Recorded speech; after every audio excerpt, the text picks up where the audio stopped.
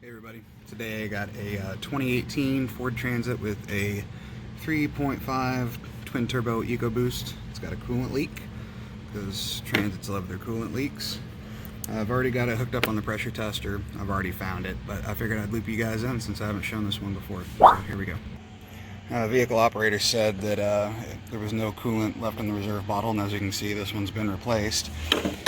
And then the second thing I checked was this plastic line that gets really hard. I've already replaced it. It's still nice and bendy.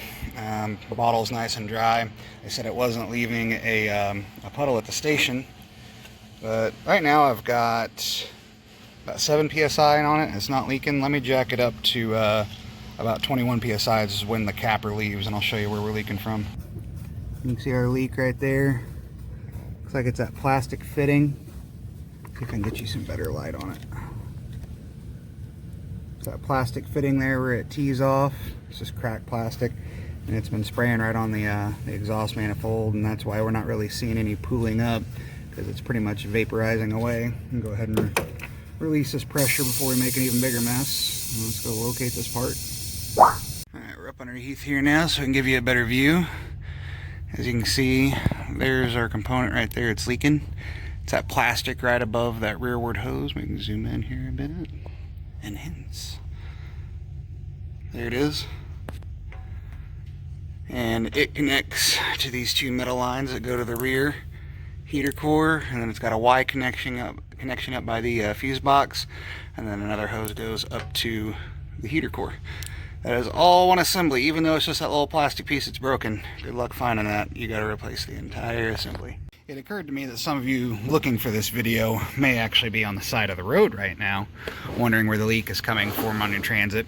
And if it does look like it's coming from back there in that little plastic piece like I showed you earlier, there is a way to get you off the road and down the, or off the side of the road and down the road for a bit safely, as long as you've got a few hand tools with you and some water or antifreeze to top the coolant off with. So let me explain what's going on here with this hose. This is the old one here. So this long hose comes from the heater core. It goes down into this guy. Now this is a flow restrictor. It goes into these two hoses which go to your rear heater core. Now on the cargo models who don't have a heater core in the back, it goes to a metal line which goes down a little bit up underneath the driver's seat, and then it just has a loop, and it basically just ties these two together like this, okay? And then it comes back up this hose into this divider and then into the water pump. And this is the bypass. It comes out of the water pump here, through that hose like I told you, through the heater core, and then back along this tube into that hose, and then back towards the engine into the back of the engine and the coolant crossover tube near the back of the valve covers. So let's say this little guy started leaking on you and started puking out all your coolant. There is a way with no parts that you can get off of the road, and let me show you what I would do. What you're going to do is you're going to loosen this hose clamp and this hose clamp, and at that point you're just going to pull that guy off there, pull this guy off here. Hard to do with one hand. Here, I'll show you. You get that guy off there. Now this is basically just your rear heater core open to air now. Now it's just your rear heater core. It's not going to hurt anything. You might want to stuff something in here, a rag or something like that, just so dirt doesn't get in there, so it can't get in your engine later on. That's not going to hurt, that being open to air. Now this part, of course, is still hooked to your coolant bottle, and that part's still hooked to your water pump. And now you'll just bend this guy around and put this on right here, and that will close your coolant circuit, which will allow your engine to still cool. You'll still, you won't have any rear heater core. You'll still have your front heater if you need it, but that'll allow you to get down the road and to where the part may be if you're on the side of the road. So we're going to need to drain the radiator to replace that hose. So it helps a little bit just to get this guy out of the way, and it's super easy. You don't necessarily have to, but it makes seeing what you're doing a lot easier, because that petcock on the drain is kind of difficult to get to.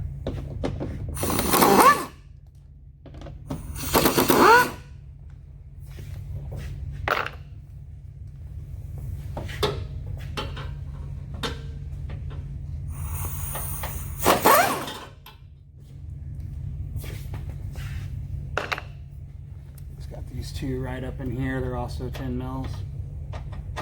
And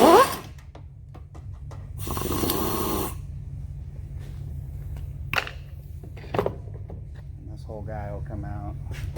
It kind of has little plastic catches right there. I'll hold it up there for you while you put it on.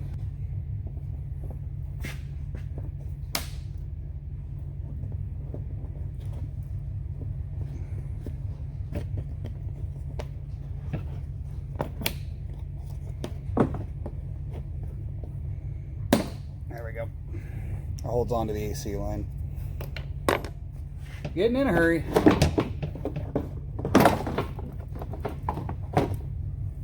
Sometimes that guy holds on with these little plastic clips to the intercooler unless it's been taken apart a whole lot like this one has. Otherwise, you just pull it apart. It'll separate and it'll stay on the intercooler. It's got these little plastic clip together pieces right here. You just push apart and they pull apart. It just snaps. The biggest thing of getting that front valence panel out of the way does for you is it makes where the coolant's going to come out of a little more selective, because literally right on the other side of this piece of metal is where the petcock is for the radiator drain, and it's a pain in the butt to get to, especially on the turbocharged models. It's a 19 millimeter socket. It's a little plastic socket, so be very careful with it. You don't need to go cranking on it, but we're going to reach up in there with an extension. I'll try to get the camera a better view. I'm just going to loosen that guy up and keep our drain pin under here, and hopefully we can catch, you know, the majority of the coolant that comes off of it. But with that valence panel, it goes all over the place. So that right there is the petcock. I went and got a longer extension. Alright, she's loose. Hopefully.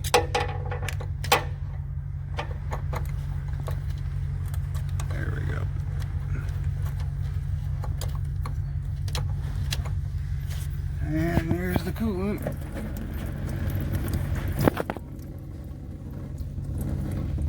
As you can see, it's going to bounce off a few things, but if that valence panel were there, it'd be running all along the front right now.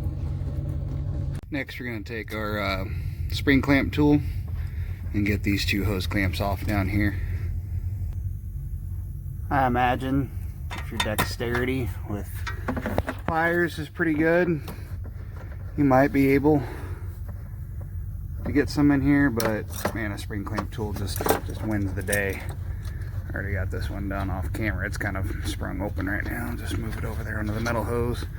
And now I got to break tension on these guys and get them to let go. I don't know what it is with Ford factory hoses. They must have like some kind of adhesive on them or something, but they grab tighter, and even without a hose clamp, way tighter than their replacement hoses that don't seem to have anything on them. Yeah, I don't know what it is with those factory hoses, but man, they hold on tight.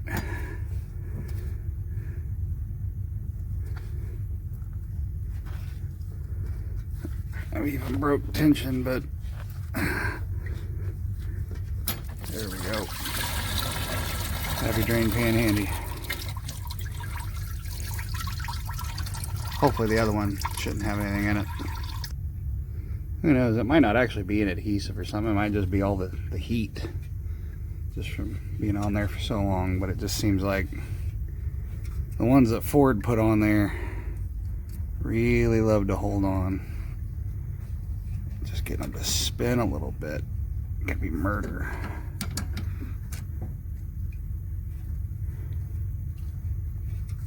This one does not want to let go. Worst case scenario, you do a little slit right up the hose and pop it off that way.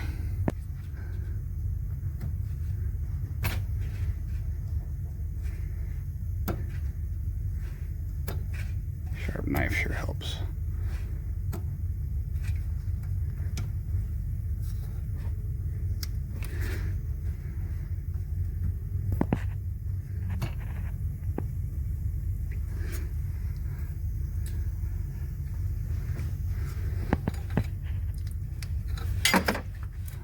What that was, dropping in probably hose clamp. I'll get this rest way off.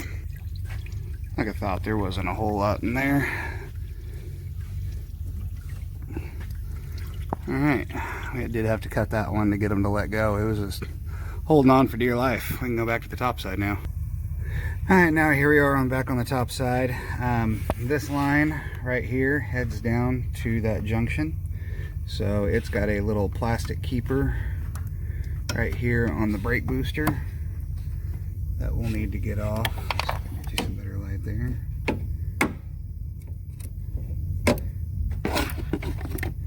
See what I'm talking about. Right there. There we go. Once you get that keeper off, we're going to be taking the left side off here. That's the one it goes to. The spring clamp, and hopefully that guy will let go easy enough.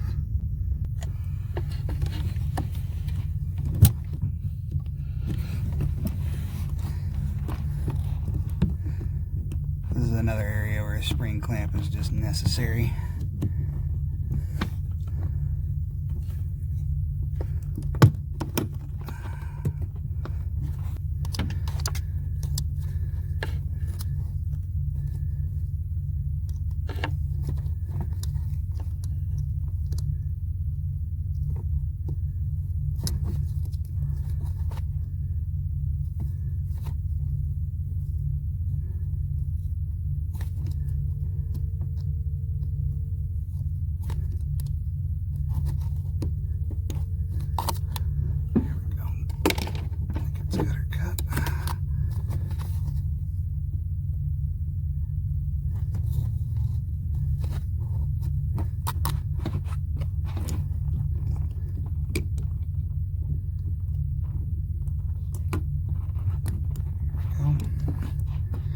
Got to be careful ripping and tearing on stuff like that heater core there, because those usually aren't built very well. So if you can do the most non-violent thing and go yanking and tearing, you don't make more problems for yourself in the future. Alright, so the next one we got to take off is this piece right here. So clear a light on it. It's got a hose clamp on it. Again, this is going to be where you need an actual flexible tool for it. And even then they can be a little difficult to get in here.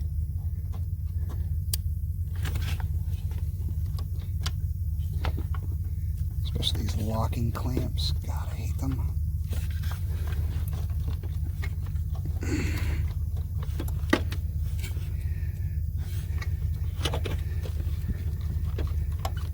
Go figure, this one slides off no problem. Alright. And then the next one that we have to get, I'm just going to push this hose up out of the way for right now. This is that plastic Y I was talking about up top. Jesus Christ, get out of the way. We're going to pull it off of that guy. You just have to get a pick up underneath this little locking tab here.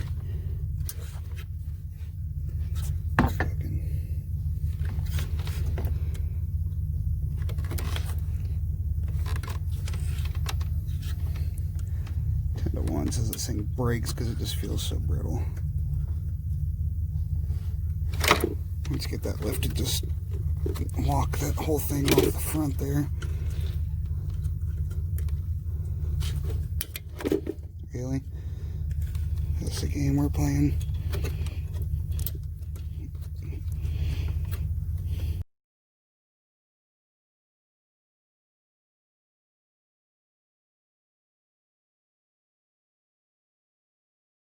There we go.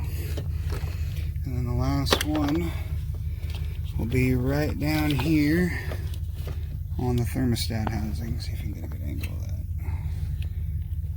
Pull this. Yeah, right in on it. This guy right here. Ground it out. There we go. Alright. That one looks like it's going to be a pain because it looks like it's pretty much welded itself to that thermostat housing. Alright, I got that clamp off camera. I can tell you right now that thing's pretty much welded onto that thermostat housing, so we're not even gonna mess around with it. We're just gonna pitter patter. Let's get at her with the box knife. Not that I'm worried about breaking this part, it's not worth my time. I've already hacked this hose to pieces.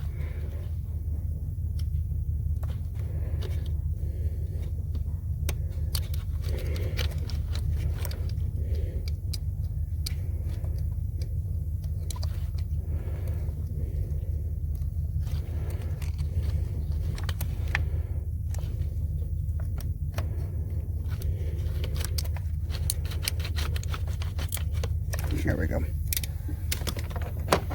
See if I can use my little trim tool to kind of break that last little piece there.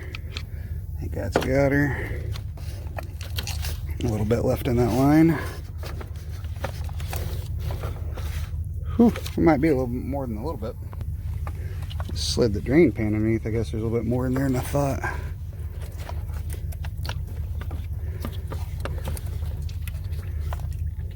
Alright, there it all goes.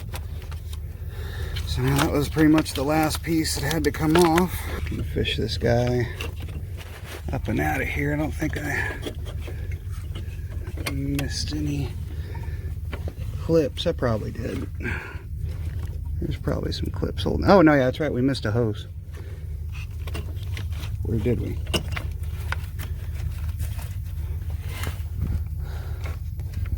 Oh, we're just catching. I got you. Come on, big guy.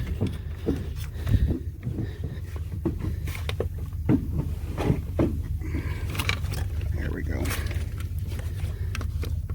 It's crowning. I can see the head. Mazel tov, this boy. All one assembly, but this guy right here is what we're after. It's cracked and leaking right on the seal line there when they casted the part. You can see it coming out of that crack there. And it also looks like the hoses are bulging too, so it's probably not a bad thing. We're just replacing the whole thing. Alright everybody, well, we're back with day 2. As you can see, clothes change because no one in town had that part, and it's not necessarily a piece that you can just go get from anywhere. So had to get it from Ford, and that's just about impossible right now, but I got it. I only had to hold 2 people hostage at the PDC. She was a nice lady. I gave her some peanut brittle to make up for it, but they finally got it. Apparently I got the last one in the state, so just be advised if you do need this thing, it's probably going to be on back order. So now we're just going to put this thing back in reverse of the way it came out. As you can see, got our 2 bottom lines hooked up. There's indexing lines, but there's no indexing lines on the actual metal parts. Just make sure that you get your hose routed right. And if you're looking at this guy, I do not take any credit for that. That's the ambulance installer when they put in the power loader, the COTS power loader. And it's something I need to fix while I'm in here, but I'm not going to bother you guys with that. But trust me, I see the melted wiring loom and exposed wires. Trust me, it triggers me as well. Alright, we got that part done. As you can see, there's plenty of room between the turbo and that line. Everything's secured up there, and now we just have to fill her with coolant and bleed out the air and call it a day. Alright, she's back together. We're bleeding out the air right now.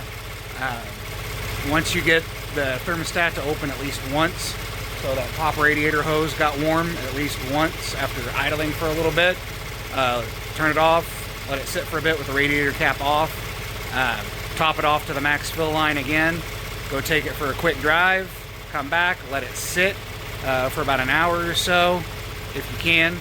In the production setting at that point we're just shipping it. And then come back later and make sure that your fluid level is still where it's supposed to be, because there's always a chance little air pockets get trapped in here and you always want to have the most coolant you can in there. Alright guys, hope you enjoyed this one. Like, comment, subscribe, and I'll see you on the next one.